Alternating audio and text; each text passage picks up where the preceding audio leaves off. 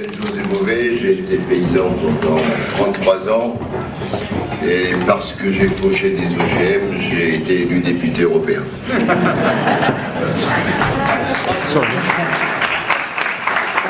Mon intervention, je vais essayer de la faire assez courte, elle va être basée sur des choses assez simples qui n'ont pas encore été dites.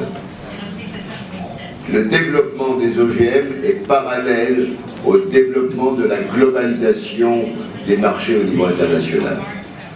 Il faut le rappeler, le dernier round du GATT 1986-1994, l'OMC naît et en même temps, les premiers OGM sont sur le marché et Monsanto, qui a bénéficié de l'ensemble des règles qui ont été mises en place, développe sur le marché international des OGM.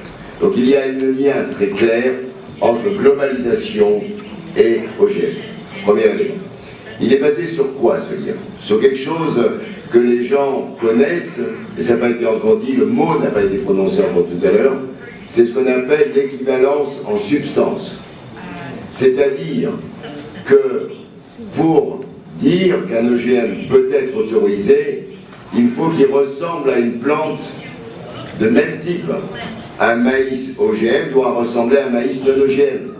C'est-à-dire qu'il doit être jaune, il doit avoir des grains, et donc s'il équivaut en substance dans sa forme à un maïs conventionnel, eh bien il est accepté. C'est le point de base qui n'a aucune valeur scientifique, mais qui reste l'aspect central aujourd'hui en termes pseudo-scientifiques pour l'acceptation des OGM. C'est tellement un débat qu'il y a 4 ans, on a imposé au niveau européen une discussion sur l'équivalence en substance au sein de l'EFSA, donc l'Agence européenne sanitaire des aliments. Et on reconnaît aujourd'hui que ceci n'a pas de base scientifique. Or, tous les textes de l'Organisation mondiale du commerce ou des accords de libre-échange disent qu'il faut que les règles pour des nouveaux produits comme les OGM soient scientifiquement basées. Et à partir de ce moment-là, la règle qui est imposée ne tient pas scientifiquement. Donc on est dans une situation tout à fait invraisemblable, c'est-à-dire qu'on légitime une logique de marché sur quelque chose qui n'a pas de fondement scientifique. Ça, c'est le premier élément. Deuxième élément que je voudrais apporter, on a fait allusion tout à l'heure à l'Europe. L'EFSA, quand elle analyse un nouvel OGM, et on a mis plusieurs années avant de le découvrir, quand on a regardé les noms des scientifiques qui étaient en bas des documents qui permettaient d'analyser les nouveaux OGM, on s'est rendu compte que c'était des scientifiques de Monsanto qui fixaient les règles du jeu. Quand Monsanto vient proposer un nouvel OGM en Europe, ça se fait à partir des éléments d'analyse de Monsanto. Ce qui est quand même une histoire absolument incroyable. Et donc aujourd'hui c'est reconnu, mais les règles du jeu n'ont toujours pas changé. Autre point qui me paraît important, qui n'a pas été évoqué, c'est pour ça que je le dis en 2-3 mots. Attention de ne pas parler uniquement des OGM conventionnels de première génération.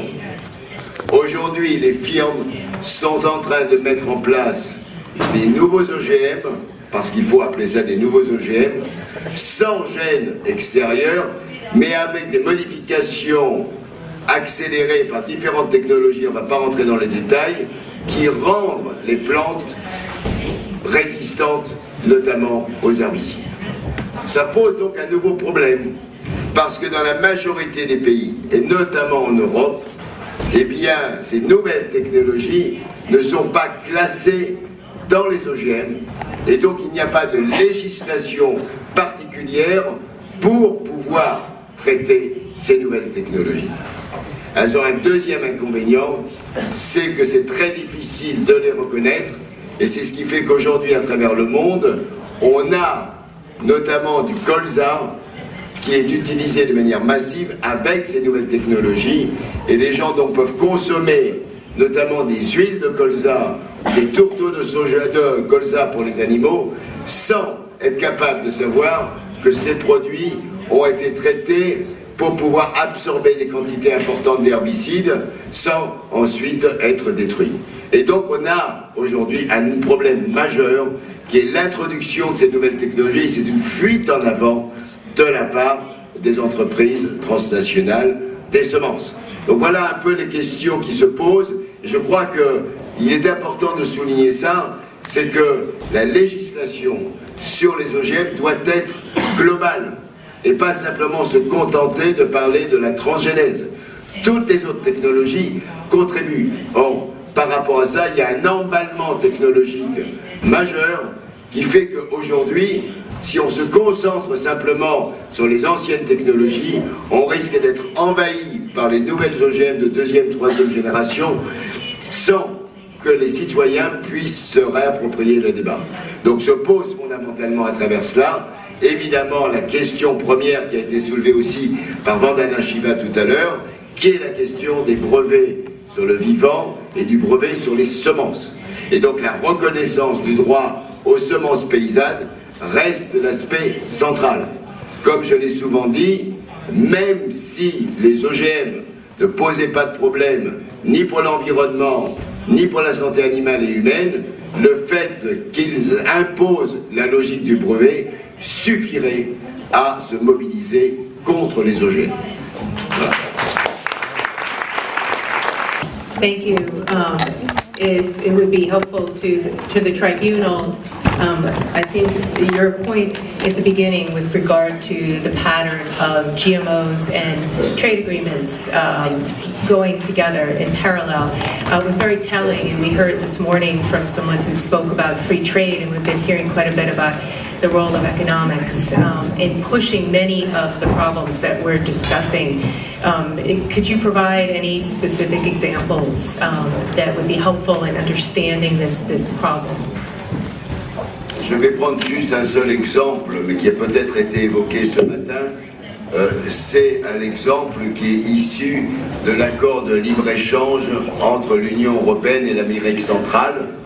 Cet accord a stipulé très clairement la reconnaissance des semences industrielles au détriment des semences paysannes, notamment en Colombie. Je pense que cet exemple a déjà dû être évoqué dans la journée.